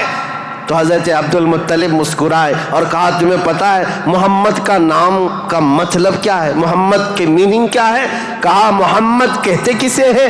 محمد اس کو کہتے ہیں جس کی سارے لوگ تعریف کریں، سب سے زیادہ جس کی تعریف کی جائے اس کو محمد کہا جاتا ہے۔ حضرت عبد المطلب نے کہا میں نے اپنے اس بیٹے کا نام محمد اس لیے رکھا ہے کہ جب بھی کوئی نام لے تو نہ چاہتے ہوئے بھی میرے بیٹے کی تعریف ہو ہی جائے۔ آج میرے آقا کی شان میں کسی کو گستاخی کرنا بھی ہو، میرے آقا کا نام محمد لیتا ہے تو پہلے حضور کی تعریف کر ہی رہتا ہے، وہ کر کے ہی رہتا ہے۔ عزیزان گرامی وقار، حضور اکرم صلی اللہ تعالیٰ علیہ وسلم کو حضرت عبد المطلب نے بڑی شفقت دی۔ عرب کے مشہور قانون اور وہاں کے دستور کے مطابق کہ عرب لوگ اپنے بچوں کی حفاظت کے لیے، یعنی ان کی زبان کی حفاظت کے لیے دیہاتوں میں بھیجتے تھے کہ ان کی زبان محفوظ رہے۔ شہروں کی زبان جو ہے مکس ہو جاتی ہے، جیسے ممبئی کی زبان اس کا کوئی عطا پتہ نہیں ہے، اس میں یو پی بھی ملا ہوا ہے اور راجستھان بھی ہے، گجراتی بھی ہے، کرناٹکی بھی ہے، سب ملا کر کے مکس ہو گئی کیونکہ ہر جگہ کے لوگ یہاں پر موجود ہیں۔ یہ شہر ہے اور شہروں میں ہر علاقے کے لوگ آتے ہیں، اپنی اپنی تھوڑی تھوڑی سی باتیں اس میں داخل کر دیتے ہیں اور یہ ایک مکسچر لینگویج بن جاتی ہے۔ اور اس کو پتہ ہی نہیں رہتا اس کی اوریجنل لینگویج کیا تھی۔ مکہ ایسا تھا کہ ہر جگہ سے لوگ آتے تھے، حج کے لیے آتے تھے اور کئی کئی مہینے رہتے تھے، تو کچھ لوگ عربی جانتے نہیں تھے، کوئی فارسی اس میں داخل کر دیا، کوئی الگ زبان عبرانی داخل کر دیا، سریانی داخل کر دیا، تو وہاں پر زبان کی حفاظت کی بہت ضرورت تھی، کیونکہ اس دور میں سب سے بڑا اگر کوئی عہدہ تھا تو زبان کا تھا۔ زبان جس کی اچھی ہو وہ عرب میں سب سے زیادہ عزت والا تھا، تو اس کے لیے مائیں اپنے بچوں کی زبان کی حفاظت کے لیے بچپن میں ان کی پرورش مکہ میں نہیں کرتی تھی، باہر بھیجتی تھی۔ اس رواج کے چلتے ہوئے 6 مہینے کے بعد حضور صلی اللہ تعالیٰ علیہ وسلم 6 مہینے حضرت آمنہ کی گود میں تھے، پھر وہ حلیمہ سعدیہ کے بخت چمکے، نصیبے چمکے کہ وہ دایا تھیں بنو سعد قبیلے کی۔ طائف سے آگے ایک علاقہ بنو سعد آج بھی موجود ہے، طائف سے 80 کلومیٹر دور، وہاں سے وہ آئی تھی، 180 کلومیٹر کا سفر کر کے آئی تھی، اور مکہ مکرمہ میں انہوں نے رسول پاک صلی اللہ تعالیٰ علیہ وسلم کو گود لے لیا۔ تفصیلات میں نہیں بتا رہا ہوں، تاریخ ہے کیونکہ ہم مولد شریف میں تفصیلات بیان کرتے ہیں، یہ تاریخ اسلام ہے، اس کے لیے میں چلتی چلتی مختصر جھلکیاں رکھ رہا ہوں۔ حلیمہ سعدیہ لے کر گئیں، 2 سال پرورش کر کے واپس لے آئیں حضرت آمنہ کے گھر۔ حضرت آمنہ اپنے نور نظر کو لے کر ساتھ رہتی۔ جب حضور کی عمر 6 سال کی ہوئی تھی تو 6 سال کی عمر میں حضرت آمنہ مدینہ نکلی، کیونکہ ان کا ننیحال بھی تھا اور اپنے شوہر حضرت عبداللہ کی قبر بھی وہاں تھی۔ انتقال کے بعد سے وہ گئی نہیں تھیں، تو اپنے بیٹے کے بڑے ہونے کے بعد حضور صلی اللہ تعالیٰ علیہ وسلم کو لے کر کے وہ مدینے گئیں، ننیحال گئیں، اور اس کے بعد یعنی حضور کے ننیحال اور پھر واپسی میں حضرت عبداللہ کی قبر سے ہوتے ہوئے آ رہی تھیں۔ وہاں کی بیماریاں حضرت آمنہ کو بھی جکڑ لیں، ایسی بیمار ہوئیں کہ ابوا ایک جگہ ہے بدر کے قریب، ابوا مدینہ اور مکہ کے بیچ میں، حضرت آمنہ وہ زیادہ دیر آگے چل نہ سکیں، وہیں پر آپ کی وفات ہو گئی۔ حضور پاک صلی اللہ علیہ وسلم کی عمر پاک 6 سال کی ہے، خود رسول محترم صلی اللہ علیہ وسلم نے اپنے ہاتھوں سے اپنی ماں کو دفن کیا۔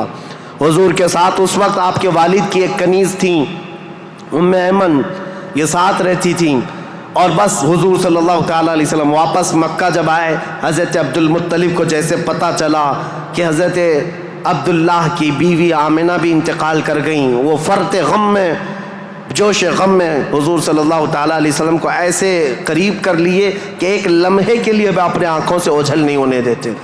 لیکن ہوا کیا، مشیت عز دی جو چاہے، 8 سال کی عمر تھی میرے آقا کی، دادا حضرت عبد المطلب بھی فوت ہو گئے۔ یہ دور گزرتا گیا، دادا حضرت عبد المطلب نے اپنے انتقال سے پہلے اپنے بیٹے حضرت عبداللہ کے سگے بھائی جناب ابو طالب کے حوالے کر دیا تھا اپنے اس پوتے کو۔ حضور صلی اللہ تعالیٰ علیہ وسلم کو جناب ابو طالب کے حوالے کر دیا اور کہا کہ تم اس کی نگرانی کرنا۔ تو جناب ابو طالب نے ایسی نگرانی کی کہ ابو طالب کے گھر میں بیٹے تو ہوئے، ان کے بیٹے عقیل ہیں، ان کے بیٹے جعفر ہیں، ان کے بیٹے حیدر کرار، علی و مرتضیٰ ہیں، لیکن حضور صلی اللہ تعالیٰ علیہ وسلم کی پرورش میں ایسا کمال کا کردار ادا کیا کہ اپنے بیٹوں کو بھی کچھ نہیں سمجھتے حضور کے آگے، حضور اکرم صلی اللہ علیہ وسلم کے آگے۔ ایک روایت جو ہے بدن میں رونگٹے کھڑے کر دیتی ہے۔ میں آج بھی بحث نہیں کروں گا ایمان ابو طالب کے متعلق، حمارقۃ الآراء بحثوں میں سے ہے، ہمارا ٹاپک آج تاریخ اسلام ہے، لیکن ان کی پرورش کا انداز ایسا تھا۔ صرف ایک بات اگر میں بتا دوں، شعب ابی طالب میں جب 3 سال تک مکہ والوں نے حضور صلی اللہ علیہ وسلم کا بائیکاٹ کیا تھا، سوشل بائیکاٹ، کبھی بھی حملہ ہونے کا اندیشہ رہتا تھا کہ لوگ آ کر کے حضور کو قتل نہ کر دیں۔ رات کے وقت، کیونکہ عرب اتنے دشمن تھے رسول پاک صلی اللہ علیہ وسلم کے اعلان نبوت کی بات کر رہا ہوں، یہ روایت بیچ میں عرض کر رہا ہوں۔ جناب ابو طالب رات کے وقت جب حضور سو جاتے تھے تو ان کو اٹھا کر کے دوسری جگہ سلاتے، اور حضور صلی اللہ علیہ وسلم کی جو جگہ خاص تھی، حضور کی جو چادر تھی، اس جگہ اپنے بیٹے کو سلا دیتے تھے، اور یہ کہتے ہماری نیند کے وقت میں اگر کوئی دشمن آ کر حملہ بھی کرے تو محمد پر حملہ نہ ہو، میرے بیٹے پہ حملہ ہو۔ یہ کمال کی شفقت کے ساتھ انہوں نے پرورش کی ہے رسول اللہ صلی اللہ علیہ وسلم۔ جب آپ کی عمر پاک 12 سال کی تھی حضور اکرم صلی اللہ علیہ وسلم کی، جناب ابو طالب کے ساتھ آپ تجارت کے لیے نکلے ملک شام، کیونکہ خاندانی مشغلہ تھا تجارت، ابو طالب ساتھ میں لے کر کے گئے. یہ وہ ٹرننگ پوائنٹ ہے تاریخ کا کہ بیچ راستے میں ایک بحیرہ راہب، ایک عیسائی پادری تھا، جہاں پر یہ قافلہ رکا تھا. بحیرہ راہب نے دیکھ کر کے ہی کہا ھذا سید المرسلین، یہ رسولوں کا سردار آیا ہے. عیسائیوں نے پوچھا تمہیں کیسے پتا؟ کہا میں نے ان کو دیکھا، یہ 12 سال کی عمر کے، جب یہ آ رہے تھے رات کے وقت پہاڑوں کے اوپر سے اتر رہے تھے، میں نے دیکھا کہ سارے پہاڑ سارے جتنے بھی درخت ہیں وہ اس 12 سالہ لڑکے کے لیے سجدے میں گرے ہوئے ہیں. اور میں نے دیکھا کہ دن میں یہ جب چلتے ہیں تو سورج کی روشنی ان پر نہیں پڑتی، بادل کا ایک سایہ ان کے اوپر سایہ بنائے ہوئے چلتا ہے، بادل کا ایک ٹکڑا سایہ بنائے ہوئے چلتا ہے. یہ بحیرہ راہب نے ابو طالب کو بلا کر پوچھا یہ کون ہے؟ کہا میرا بھتیجا ہے. کہا میری ایک بات سن لو، اچھا ہوگا کہ تم ان کو ملک شام مت لے جانا، وہاں یہودی ہیں، وہ ان کے قتل کے در پہ ہو جائیں گے، کیونکہ وہ اس انتظار میں ہیں کہ آخری نبی ان کے خاندان میں پیدا ہوگا. یہ تو تمہارے خاندان کا نصیبہ ہے، اگر تم لے جاؤ گے تو یہودی قتل کر ڈالیں گے، تم یہیں سے ان کو واپس مکہ لے جاؤ. جناب ابو طالب گھبرا گئے، ڈر گئے. کہا کہ میں اپنے اس بھتیجے کو ملک شام نہیں لے جاؤں گا. بیچ راستے سے ہی رسول پاک صلی اللہ تعالیٰ علیہ وسلم کو لے کر وہ مکہ واپس آئے. یہ وہ بشارت تھی، 40 سال کے بعد حضور نے اپنی نبوت کا اعلان فرمایا، لیکن خبریں تو 12 سال سے ہی مشہور ہو چکی تھیں، خبریں ہو چکی تھیں. بحیرہ راہب نے یہ کہا. اس کے بعد حضور پاک صلی اللہ تعالیٰ علیہ وسلم تجارت کو اپناتے رہے. جب آپ کی عمر پاک 25 سال کی تھی تو مکہ مکرمہ کی ایک معزز خاتون، بڑی مالدار خاتون تھی، حضرت خدیجہ، جن کے 2 شوہروں کا انتقال ہو چکا تھا. اب وہ کسی سے شادی کرنے کے موڈ میں کبھی نہیں تھی، لیکن وہ بڑی مالدار تھیں. انہوں نے اپنا مال تجارت کسی کو دے کر کے انویسٹ کروا کر کے تجارت کرواتی تھیں. جب ان کو پتہ چلا محمد صلی اللہ علیہ وسلم بڑے امانت دار ہیں، بڑے ہی دیانت دار ہیں، تو اپنا مال ان کو دیا اور کہا کہ تم تجارت کرو اور نفع کما کر کے لے آؤ. رسول پاک صلی اللہ علیہ وسلم ان کا مال تجارت لے کر ملک شام گئے اور اتنا نفع ہوا اس مال میں. واپس جب آ رہے تھے تو حضرت خدیجہ کا ایک غلام میسرہ تھا. حضرت خدیجہ نے کہا تھا میسرہ تم ہمیشہ محمد پر نظر رکھنا، دیکھتے رہنا یہ کیسی کیسی تجارت کرتے ہیں، کتنا نفع کرتے ہیں. اسی لیے نہیں کہ خرد برد ہوگا، اس لیے کہ مدد کے طور پر. جب یہ قافلہ واپس مکہ آ رہا تھا، اب پھر ٹرننگ پوائنٹ ہے یہاں پر. حضرت خدیجہ اپنے گھر کے بالا خانے پر بیٹھ کر کے اپنا نفع شدہ قافلہ جو مکہ میں داخل ہو رہا ہے اس کو دیکھنے کے لیے بیٹھی ہوئی تھی. بڑا گھر تھا، بڑا محل تھا. جب وہ اوپر سے نظارہ کر رہی تھی، وہیں سے دیکھ کر کے وہ گرویدہ ہو گئی کہ اتنی دور سے دیکھ رہی تھی، قافلہ صاف نظر نہیں آ رہا تھا لیکن چہرہ محمد سب سے زیادہ چمکتا ہوا نظر آ رہا ہے. حضرت خدیجہ کہتی ہے میں نے چاند کو بھی اتنا تیزی سے چمکتے نہیں دیکھا جس طرح ملک شام سے یہ لوٹتا ہوا قافلہ محمد کا چمکتا ہوا چہرہ لے کر آ رہا تھا. حضرت خدیجہ کہتی ہیں عجیب حالت تھی، قافلہ تو تجارت کر کے آ رہا ہے لیکن میں نے دیکھا اس قافلے کے اوپر جو دھوپ کا وقت ہے اس وقت آسمان کا ایک ٹکڑا، بادل کا ایک ٹکڑا سایہ بن کر کے چلتا ہوا آ رہا ہے. جس طرف محمد جا رہا ہے اس طرف وہ ٹکڑا بھی چلتا جا رہا ہے. آگے پیچھے نہ جانے کون سی مخلوق چل رہی تھی. حضرت خدیجہ کا دل یہیں سے بے قرار ہوا. ملک شام سے تجارت کر کے واپس آنے کے بعد، جبکہ حضرت خدیجہ کی 2 شادیاں آلریڈی ہو چکی تھی، انتقال ہو چکے ان کے شوہروں کے، 40 سال کی عمر ہو چکی تھی، شادی کرنے کا کوئی خیال نہیں تھا. لیکن حضور پاک کے چہرے پاک کو دیکھنے کے بعد، ان کی خصوصیات دیکھنے کے بعد، نفع لیتے ہی آپ نے پیغام بھیج دیا محمد صلی اللہ تعالیٰ علیہ وسلم سے. کہا کیا آپ مجھ سے نکاح کرنا چاہیں؟ وہ روح محمد صلی اللہ تعالیٰ علیہ وسلم کی گرویدہ خاتون، ان کا پیغام پہنچتے ہی رسول پاک صلی اللہ تعالیٰ علیہ وسلم نے خود سے قبول نہیں کیا، اپنے چچاؤں اور پھوپھیوں کے درمیان اس مسئلے کو رکھا. جناب ابو طالب تھے، سارے پھوپھیاں اور چچا بیٹھے، ان کے سامنے رکھا کہ حضرت خدیجہ کے پیغام نکاح آیا ہوا ہے. سارے لوگوں نے کہا تمہیں پتا ہے خدیجہ پورے مکہ میں طاہرہ کے نام سے جانی جاتی ہیں، سب سے پاکیزہ خاتون۔ عزت تو ایسی تھی کہ ادنا سے ادنا آدمی بھی اور اونچا سے اونچا آدمی بھی حضرت خدیجہ کی طرف چہرہ اٹھا کر نہیں دیکھتا، ان کی عزت بڑی تھی۔ کہا کہ اگر محمد تمہارے لیے ان کی طرف سے پیغام آیا ہے تو قبول کر لو۔ رسول پاک صلی اللہ تعالیٰ علیہ وسلم نے جواب بھیجا کہ مجھے بتایا گیا ہے کہ مکہ میں سب سے شریف خاتون اگر کوئی ہے تو خدیجہ کا نام ہے۔ میرے عزیزو، خاتون شریف کیوں نہ ہوگی؟ اس لیے کہ جس کے پیٹ سے پیدا ہونے والی بیٹی فاطمۃ الزہرا ہو، سیدہ کائنات ہو، تو پھر ماں کا عالم کیا ہو سکتا ہے؟ اللہ کریم نے یہ انتخاب فرمایا تھا۔ رسول کریم صلی اللہ تعالیٰ علیہ وسلم نے اس نکاح کو دل و جان سے پسند کیا۔ نکاح کی تقریب ہوئی۔ نکاح کی تقریب میں جناب ابو طالب اور حضور کے سارے چچا اور پھوپھیاں بھی شریک ہوئے۔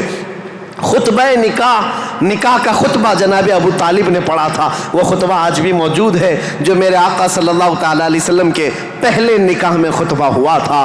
اس خطبے کے بعد نکاح مقرر ہونے کے بعد رسول کریم صلی اللہ تعالیٰ علیہ وسلم کی یہ شریک حیات، یہ رفیق حیات، یہ محبوب رب العالمین سیدہ خدیجہ حضور کی ایسی وفا شعار خاتون بن کر کے رہی کہ اللہ کی قسم آج بھی پوری روئے زمین پر جو میرے آقا کی اولاد سادات کے نام سے جانی جاتی ہیں وہ کہیں اور نہیں، وہ خدیجہ کی پیٹ سے پیدا ہونے والی اولاد ہے۔ حضرت خدیجہ کے بطن سے میرے آقا کی 6 اولاد ہوئیں، 3 بیٹے اور 3 بیٹیاں۔ رسول کریم صلی اللہ تعالیٰ علیہ وسلم کی 6 اولاد کی ماں حضرت خدیجہ ہے۔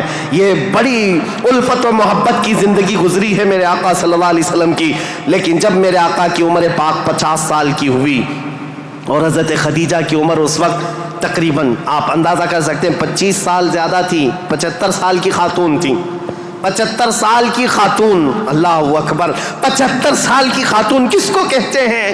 عمر کا وہ پڑاؤ جس میں بوڑھا اپنے اعضاء سے مجبور ہو جاتا ہے اور اس کے پٹھے جواب دے جاتے ہیں، چلنا پھرنا دوبھر ہو جاتا ہے۔ لیکن قسم خدا کی جب میں یہ روایت پڑھتا ہوں کہ جب رسول کریم صلی اللہ تعالیٰ علیہ وسلم 3000 فٹ اونچی پہاڑی غار ہرا میں جا کر عبادت کرتے تھے، کبھی 2 دن تک نہیں آتے تھے، تو 75 سال کی یہ خاتون دن میں 2 مرتبہ پہاڑی پر جاتی تھی کھانا لے کر کے اور اترتی تھی۔ آج میں بتاؤں ہم جیسوں کی جوانی میں 1 مرتبہ پہاڑ پر چڑھ کر کے آ جائیں 8 دن تک پٹھے درد کرتے ہیں، پیر درد کرتے ہیں۔ میں سمجھ نہیں پاتا وہ خدیجۃ الکبریٰ کی وفا شعاری کو دن میں 2 مرتبہ اپنے نبی پاک اپنے رفیق حیات کے لیے اوپر جاتی تھی، نیچے آتی تھی۔ کبھی رسول اللہ پہاڑ سے اتر رہے ہوتے، حضرت خدیجہ گھر کے باہر آ کر کھڑی ہوتی، کڑی دھوپ ہوتی، سورج کی تمازت ہوتی، لوگ چلتے پھرتے کہتے خدیجہ اپنے شوہر کا انتظار کر رہی ہو؟ کہتی ہاں میرے شوہر پہاڑ سے اتر رہے ہیں، غار ہرا سے آ رہے ہیں۔ اس وقت لوگ کہتے خدیجہ اندر چھاؤں میں بیٹھو، انتظار کرو، ان کے آنے میں کافی وقت ہے۔ خدیجہ کہتی میرا دل گوارا نہیں کرتا میرا شوہر دھوپ میں اتر رہا ہو اور ان کی عورت چھاؤں میں بیٹھی رہے، جب تک وہ دھوپ میں اترتے رہیں گے میں دھوپ میں کھڑی رہوں گی۔ یہ وفا شعاری ایسی تھی، آپ کو پتا ہے سب سے پہلی وہی قرآن کی جو غار ہرا میں آئی ہے، جبرائیل امین لے کر کے آئے ہیں۔ اسلام کی تاریخ میں اگر یہ نہ بتائیں تو ابتدا ہی نہ ہوگی، کیونکہ رسول اللہ صلی اللہ تعالیٰ علیہ وسلم جب 40 سال کی عمر میں تھے، غار ہرا میں جا کر عبادت کرتے، جبرائیل امین آئے قرآن کی آیتیں لے کر اور حضور سے کہا اقرا۔ حضور نے کہا ما انا بقاری، میں نہیں پڑھوں گا۔ وہ کہتے تھے پڑھو، حضور کہتے میں نہیں پڑھوں گا، سینے سے سینہ لگا کر دبوچتے تھے۔ 3 مرتبہ ہوا، 4تھی مرتبہ کہا اقرا بسم ربک الذی خلق، پڑھو اس رب کے نام سے جس نے پیدا کیا ہے۔ رسول محترم صلی اللہ تعالیٰ علیہ وسلم نے پڑھنا شروع کیا اور پھر آیتیں سب سے پہلے جو آئی ہیں، اسلام کی ابتدا نور الہی کا ظہور ہے، نور الہی کا نزول ہے، اللہ کا کلام اتر رہا ہے پہاڑ پر، پہاڑ کی چوٹیوں پر، جس کو آج بھی جبل نور کہا جاتا ہے، نور کی پہاڑی، جہاں نور اترا، نور کا پہاڑ ہے، اور کس پر اترا؟ جس پر اترا وہ نور علی نور ہے۔ قرآن کی آیتیں آئیں اقرأ بسم ربک الذی خلق خلق الانسان من علق اقرأ وربک الاکرم الذی علم بالقلم علم الانسان ما لم یعلم. یہ 5 آیتیں دے کر جبرائیل امین چلے گئے. رسول پاک صلی اللہ تعالیٰ علیہ وسلم پر جو وحی آئی تھی اس کا اثر ایسا تھا، سخت ٹھنڈیوں کے دن تھے، موٹے موٹے پسینے کے بوند پیشانی سے نکلتے تھے. جب رسول پاک تشریف لائے پہلا واقعہ دیکھا تھا حضور نے، پہلا واقعہ تھا جبرائیل امین اس طرح آیتیں لے کر آئے. یہ آیتیں اترنا آسان بات نہیں. قرآن خود کہتا ہے، میرا مولا فرماتا ہے اگر ہم یہ پہاڑوں پر اتار دیتے پہاڑ ریزہ ریزہ ہو جاتے، ٹکڑے ٹکڑے ہو جاتے، لیکن قلب مصطفیٰ نے اس کا بوجھ اٹھا لیا ہے. رسول اللہ کے دل نے اس امانت کو اٹھایا تھا، لیکن چل کر کے دنیا کا وہ پہلا انسان، دنیا کی وہ پہلی شخصیت ہے جس کو قرآن سنایا میرے آقا نے، وہ کوئی اور نہیں، ام المومنین سیدہ خدیجۃ الکبریٰ ہے.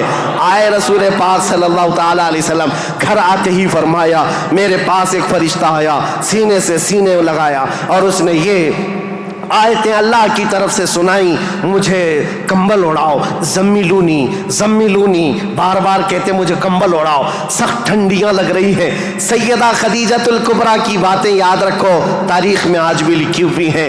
ڈھارس بندھانے والی، تسلی دینے والی، حوصلہ دینے والی خاتون ہو تو زندگی کمال کی ہے. عزیزان گرامی کہتی ہیں اے محمد عربی صلی اللہ تعالیٰ علیہ وسلم، اے اللہ کے رسول، آپ یتیموں کا بوجھ اٹھاتے ہیں، آپ بیواؤں کی مدد کرتے ہیں، آپ کمزوروں کا ہاتھ پکڑتے ہیں، آپ کے ساتھ کبھی برا ہو ہی نہیں سکتا. یہ جو اترا ہے وہ آپ کی بھلائی کے لیے ہے. ان قریب آپ دیکھیں گے زمین و آسمان کی ساری چیزیں اللہ تعالیٰ آپ کے لیے مسخر فرما دے گا. یہ خدیجۃ الکبریٰ رضی اللہ تعالیٰ عنہ کی حوصلہ افزائیاں تھی. یہاں سے میرے آقا صلی اللہ تعالیٰ علیہ وسلم پھر مکہ تشریف لائے، اور آپ کو پتہ ہے سب سے پہلے مکہ مکرمہ میں اب تاریخ اسلام کی شروعات ہے. تاریخ اسلام کی شروعات ہے. اسلام کی تاریخ سے پہلے میں نے اتنا بیک گراؤنڈ بتا دیا، تاریخ بتا دی، حالات بتا دیے، سیاسی حالات، مذہبی حالات، اخلاقی حالات. اب جو شروعات ہوئی وہ کہاں سے؟ غار حرا سے شروعات ہوئی. اور اس کے بعد سب سے پہلے گھر آئے میرے آقا، اور سب سے پہلا مسلمان جو اسلام میں داخل ہوتا ہے وہ کوئی اور نہیں، ام المومنین خدیجۃ الکبریٰ. گھر والی سب سے پہلے اسلام میں داخل ہوئی ہیں. روایتوں کی تطبیق کے اعتبار سے الگ الگ مفسرین محدثین نے بیان کیے. سب سے پہلے اسلام لانے والوں میں صدیق اکبر بھی ہیں، مولا کائنات بھی ہیں، اور حضرت خدیجہ بھی ہیں، حضرت زید بھی ہیں، حضرت بلال بھی ہیں. سب کی کیٹیگری کے حساب سے ان کو اول درجے میں رکھا گیا. عورتوں میں سب سے پہلے حضرت خدیجہ، بچوں میں مولا کائنات. بہرحال سب سے پہلا جو اسلام شروع ہو رہا ہے وہ حضرت خدیجہ خود کے گھر سے رسول اللہ نے شروع فرمایا، اور اس کے بعد پھر مکہ والوں کو جمع فرمایا. مکہ کے سارے لوگ حضور کی بڑی عزت کرتے تھے، لوگ اپنی امانتیں حضور کے پاس رکھتے. آپ کا لقب تھا امین اور صادق. لوگ آپ کو امین کہہ کر پکارتے یا صادق کہہ کر پکارتے. اپنے مشوروں میں حضور کو دیکھتے تھے تو خوشیوں سے پھولے نہیں سماتے تھے. وہ کہتے کہ اگر محمد کسی مجلس میں بیٹھ جائے تو اللہ کی رحمت ہی رحمت ہے. اس وقت بھی عرب حضور صلی اللہ علیہ وسلم کا بڑا احترام کرتے، بڑی عزت کرتے. اس دن حضور نے جیسی دعوت دی پورا مکہ ٹوٹ پڑا، سب آ گئے. حضور نے سب سے پہلے ان سے سوال کیا، اے مکہ والو، اگر میں یہ کہوں اس پہاڑ کے پیچھے ایک فوج ہے جو تم پر حملہ کرنا چاہتی ہے تو تم کیا کہو گے اس بات پر؟ سارے لوگوں نے ایک آواز میں جواب دیا، اے محمد، آج تک آپ نے کبھی جھوٹ نہیں کہا ہے. اگر آپ یہ کہیں گے تو ہم صرف یقین ہی نہیں کریں گے بلکہ ہم تو اس فوج سے لڑنے کی تیاری بھی کریں گے.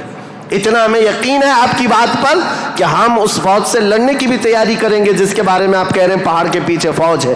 رسول کریم صلی اللہ تعالیٰ علیہ وسلم نے فرمایا، تم جب میرے بارے میں اتنا یقین کا اعتقاد رکھتے ہو تو سنو، اب میں یہ نہیں کہنا چاہ رہا کہ اس پہاڑ کے پیچھے فوج ہے جو تم پر حملہ کرنا چاہتی ہے، بلکہ اب میں یہ کہتا ہوں، سنو غور سے، کہ میں اللہ کا نبی ہوں، آخری رسول ہوں، اور دین اسلام لے کر کے آیا ہوں. اللہ ایک ہے، اللہ کے علاوہ کسی کی عبادت نہیں کی جائے گی.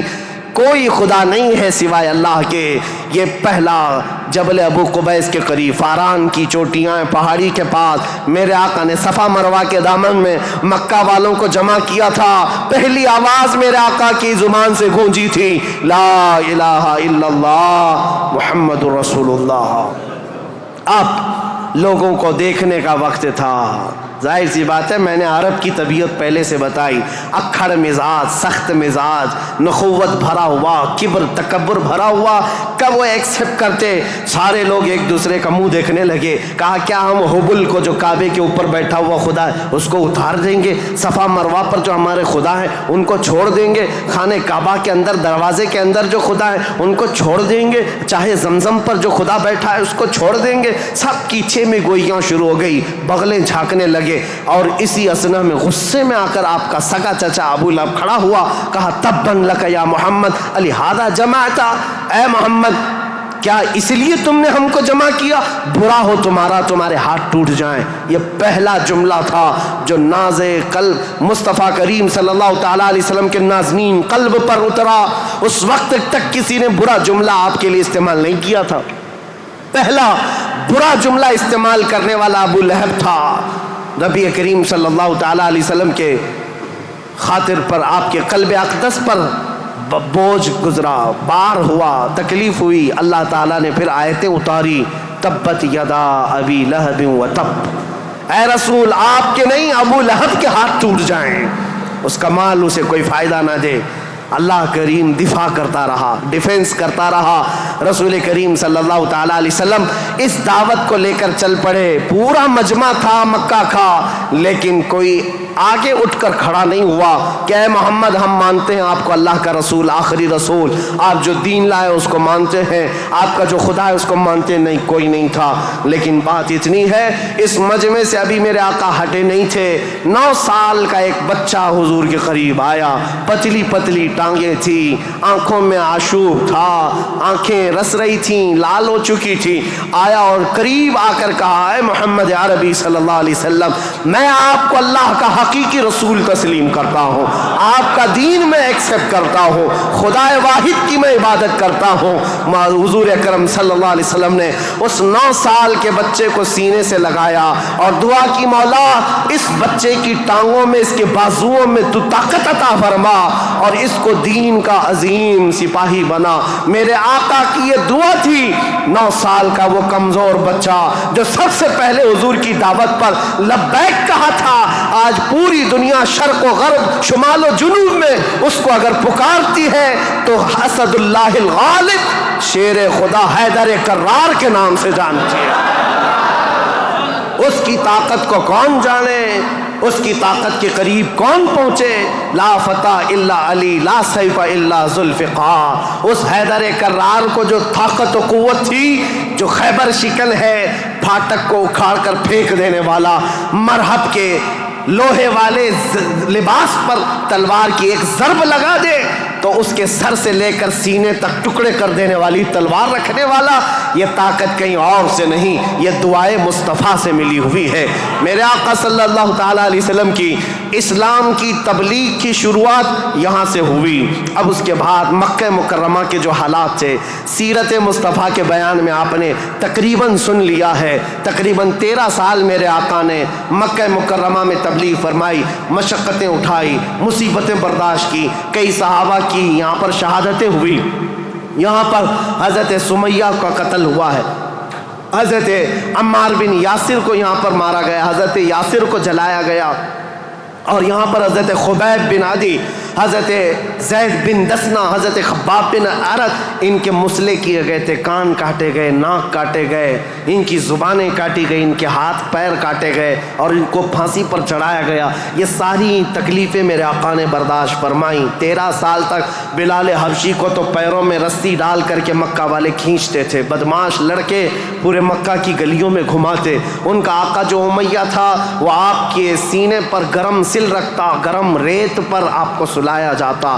آج کی زمین پر آج بھی آپ مکہ میں جائیں، دوپہر کے وقت آگے 1 منٹ آپ بغیر چپل کے کھڑے ہو کر کے دکھا دیں، اللہ کی پناہ آپ کے پیروں میں چھالے نہ آئیں تو بات کرنا، آپ کے پیروں میں آبلے نہ پڑ جائیں تو مجھ سے کہنا، لیکن وہ بلال حبشی کو پورا دن گرم ریت پر سلایا جاتا، پیٹ گل گئی تھی اور ان کے پیٹ سے گوشت نکل کر کے چربی میں تبدیل ہو گیا، چربی نکل گئی تھی، ریڑھ کی ہڈی دکھتی تھی۔